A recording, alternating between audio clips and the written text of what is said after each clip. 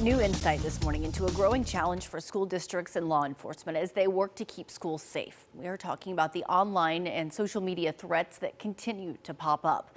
Coffee County Schools saw a flurry of these threats earlier this school year.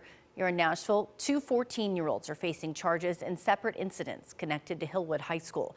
We spoke to cybersecurity experts at Tennessee Tech University about identifying and tracking down these threats. Eric Brown told us the sheer size of these platforms can pose a problem. It's an amplification. So that's part of the problem. I say problem.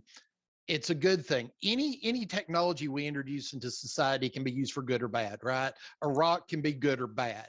I can have a pet rock and name my pet rock George, or I can take that rock and throw it through a window. The rock is still indifferent. It's how we're making use of the technology.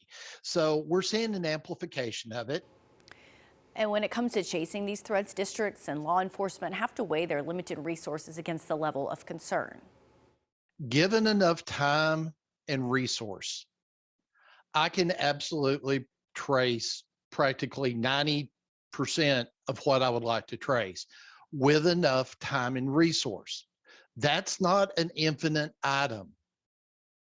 So, in the absence of infinite resource to trace things down, as law enforcement or any other cyber professional, what I must look at, where do I have pieces that I can correlate to determine what is a true threat versus what is noise in the background.